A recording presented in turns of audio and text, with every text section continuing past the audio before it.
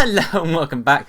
My name's Dave, and today I have another video of another cinema that was in Durlsey, in Gloucestershire, place like I grew up in, and it's a very old cinema. So I got some more. I got another one. I got some more history. Got some more information. Got a couple more pictures to show you. So I hope you're liking the first video. So I continue to the second one. I hope that this one's a good one as well. There will be a third one, like I said in the first video, about a cinema that is in the USA.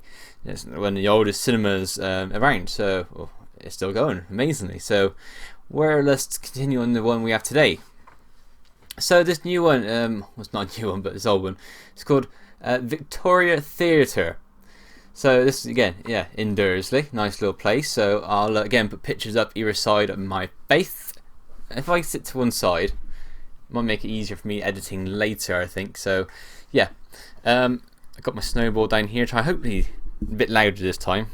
So right, here we go. So the Victoria Theatre is located in Durlsey, as I said, in Gloucestershire. So this is in England, okay? So nothing to do with America. So there's a place in America called Gloucester, but this we're on back here in England. So here in England, so it would be called. So the Victoria Theatre is the oldest of the two cinemas in Durlsey. So the other one was the Regal, which is not as old. So yeah, there's only two cinemas in Durlsey, and the Victoria is the oldest one. So very fascinating, interesting to know that as well. The place originally opened as a Victoria Coffee Tavern and Temperance Hotel on July 8th, 1879. 1879, that is old. Oh, again, like I said in the previous video, it's old to us now because we're much younger, we're born at such later time, so obviously going to feel a bit more older than that actually is. But 1879, that is some years ago. So in 1918, the Victoria Theatre, as it's known, was opened.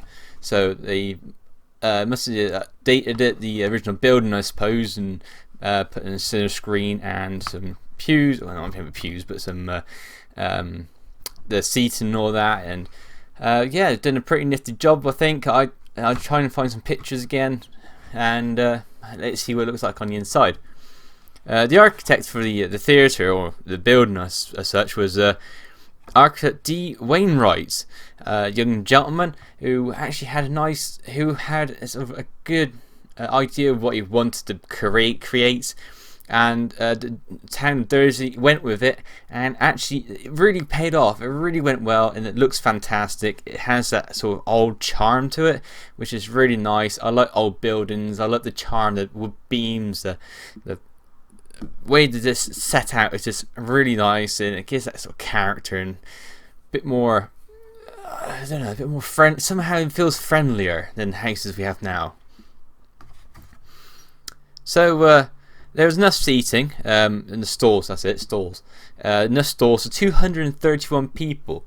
That's a lot of people back then. When now you probably fit, I don't know, probably about 250 maybe into a cinema screening. Of course, you've got 7 or 8 screens, aren't you, normally in the cinemas these days? So, but to have 231 in one area, that is a lot of people. Now, back in the day, also they had no real sort of health and safety or a fire exit sort of thing, fire safety as such. So it was more of, we'll build something and put people inside. So yeah, very sort of nifty sort of numbers there. So I can't know how many people Murray was back in Durlsey back in the day like that, and Cam. So I don't know, Cam was around it then. So but Durlsey's pretty old. So there's also a circle apparently. There was a circle which can also hold 102 people.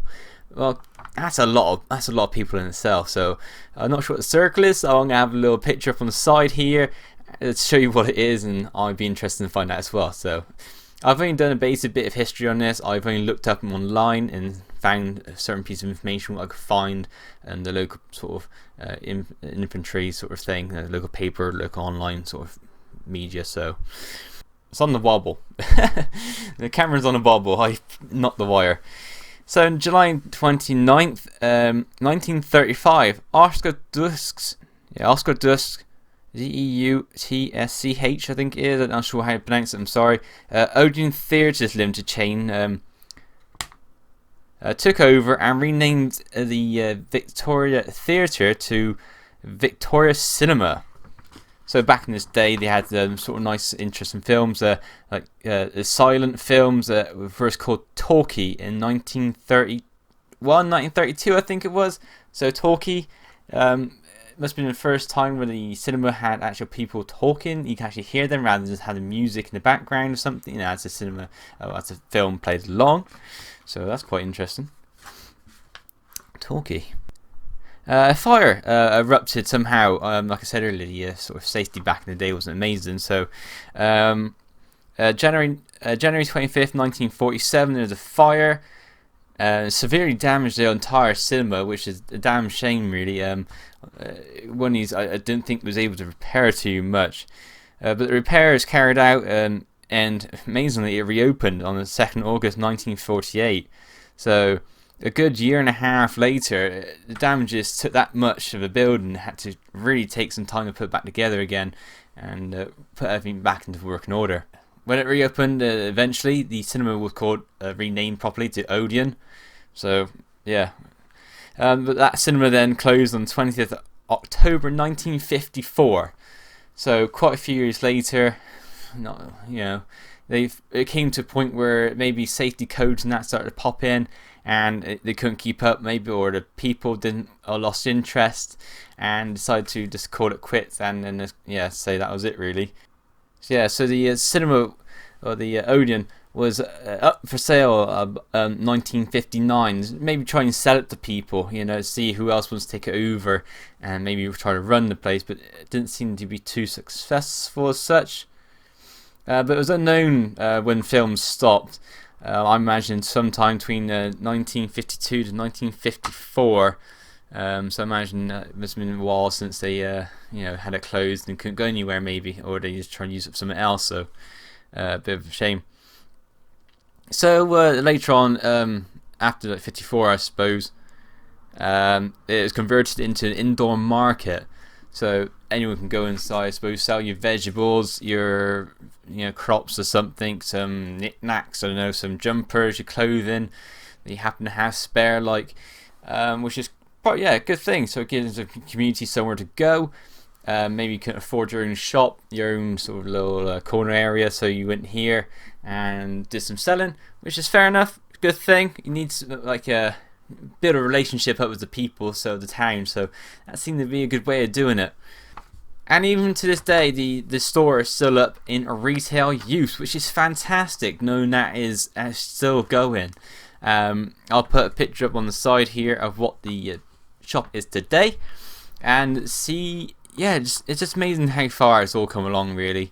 Over the years, it's spanned quite a long time. Opening, what did I say again, 1879 and closing 1954. That's a good 90 years span. That's a lot of years to be running the cinema, and the people running it over the years should be extremely proud of themselves for what they've done.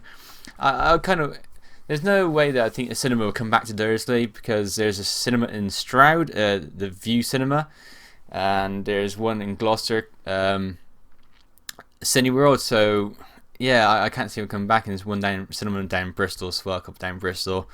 So I think that's about it for Durlsey. But it's fascinating, really, to sort of read some of this history and find out bits and pieces about the place you used to live in.